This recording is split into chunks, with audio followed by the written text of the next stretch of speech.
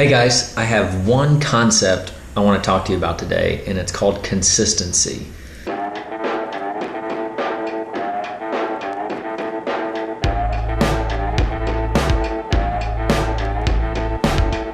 There's a part in your brain that has been hardwired that makes you recognize changes in your environment, and it's a healthy thing because if you didn't, you'd probably die. So you notice if something's moved, you notice if lighting changes, you notice if somebody steals something, you recognize things that change in your environment.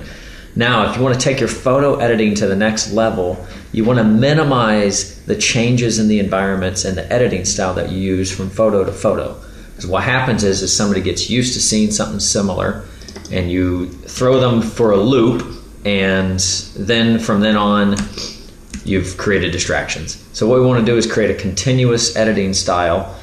Couple ways to do that. So first I'll show you the bad way to do it. So let's say that we had this photo here and I said, I like that black and white. And then here I decided, I like that treatment. And then here I come here to a different treatment and I choose this. So now the client sees this, then this, then this. What's happening here is you're giving them basically what I like to call photo editing whiplash. So you're drawing attention to the processing instead of the faces in the photo. Good editing should not be noticed. So the best way for it to not be noticed is stay consistent. So I'll show you two tools today that help you do that. The best tool by far, if you want to take your photo editing to the next level and make it consistent, is Lightroom, hands down. Adobe Lightroom. So that's what I use. So what happens in Lightroom is it allows you to look at an entire photo sequence like what you see here. So these were all portraits of a bride and groom. Relatively similar lighting in that I was outdoors. And since I've been doing this a while, I've developed a preset that gets me pretty close to what I want each time. Now you can Google Adobe Lightroom presets and download some of other people's and start from there. You can play with the settings in Lightroom to get it just the way that you like for most portraits and save it as a preset. Plenty of YouTube videos that'll show you how to do that. So I have my preset. Back a while ago I called it Instagram because I liked the lack of contrast that it created. It does a little bit to the skin tones, makes them a little more olive.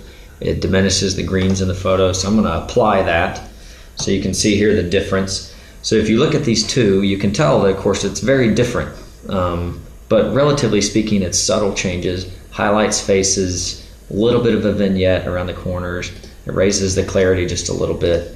So that's what I applied. Now it may not be perfect, but that's okay. So I'm going to select that photo and I'm going to say, you know what, I'm going to start with the same thing with every one of these photos. Same color, same contrast. So I'm going to synchronize that photo with all of them.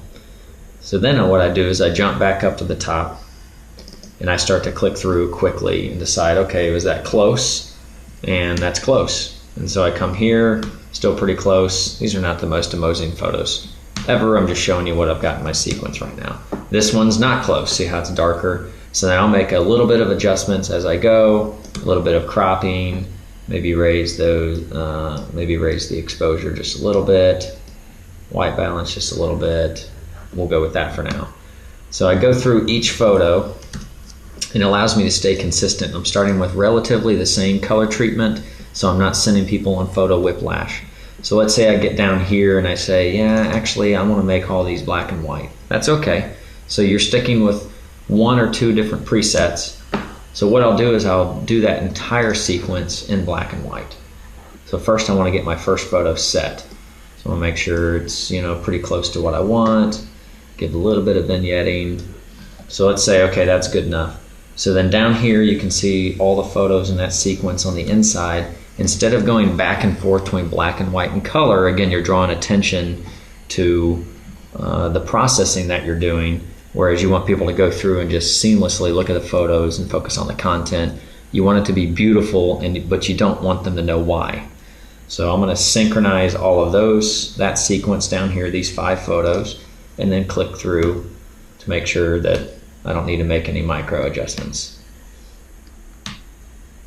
So once we get here, a little bit different sequence, that's okay. So you notice my settings have been applied, and you can tell that It's adjusted the coloring a little bit. So I'm going to click through and make sure it doesn't need any other adjustments. You can see the shadows or need to be pulled up just a little bit more vibrancy. So from photo to photo, you'll need fine-tuning adjustments, but you're not starting from scratch each time. Now you might be saying, hey Joe, that's great. I'm glad you like Lightroom. I don't have it. I don't have the money to spend on it. I don't want to spend the money on it. There's another tool called Google Picasa. It costs this much. I use this for my first 20-25 weddings. Still a great tool. I love the slideshow feature. That's still what I use at weddings. So this again allows you to get a little bit of consistency as well. So let's say that we start with this photo and we want to do some edits to it, and we say, okay, I want that to be black and white, but that's not enough contrast. I want to lower the shadows a little bit, a little more dark and mysterious, a little more on the highlight side of things. So we've got that photo and we've edited it. Now, instead of doing that for every photo, it's quicker and more consistent. So I've got that photo selected. You're in Google Picasa, edit, copy all effects. So everything you just did to that photo will now apply to as many as you want. So let's say, okay, I want all these next photos. So I selected all of those, edit, paste all effects. So Picasa takes a few minutes, not quite as quick as Lightroom. Workflow is not quite as good, but you see I can click through and it's pretty close because my lighting is pretty consistent. Now you'll find that your ability to go quickly through editing and keep things consistent will be greatly depend on how consistently you shot it.